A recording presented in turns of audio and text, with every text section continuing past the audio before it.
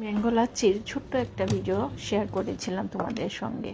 অনেকেই সেটা আমার কাছে রেসিপিটা জানতে চেয়েছে, তো তাদের জন্য আসলে রেসিপিটা দিচ্ছি।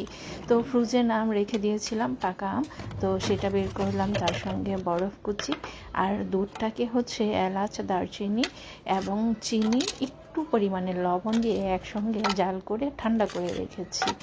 তো তারপরে এক এক করে সবকটা দিয়ে ব্লেন্ড করে নিলাম। তো হয়ে গেল সহজ উপায়ে একটি ম্যাঙ্গো লাচ্ছি।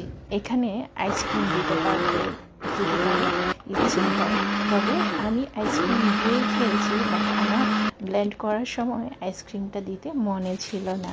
আমার আনাড়ি হাতের বুঝো এবার কি রেসিপি বানাই। তবে লাচ্ছিটা কিন্তু খুবই টেস্টি হয়েছিল, সবাই বলেছে, সবাই বাসায় খেয়ে অনেক মজা পেয়েছে।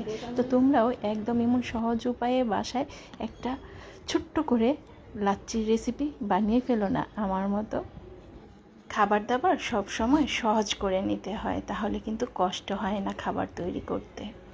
এটা হচ্ছে আমার থিওরি। আমি সবসময় ভাবি খাবার দাবার সবসময় সহজ করে তৈরি করতে হয়। বিসমিল্লাহির রহমানির রহিম।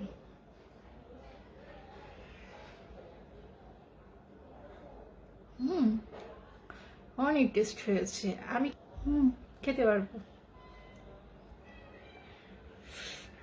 তো জুসটা কিন্তু তোমরা বাসায় তৈরি করে খেয়ে নিবে, দেখো কতটা টেস্ট হয়েছে, কতটা টেস্ট হয়েছে।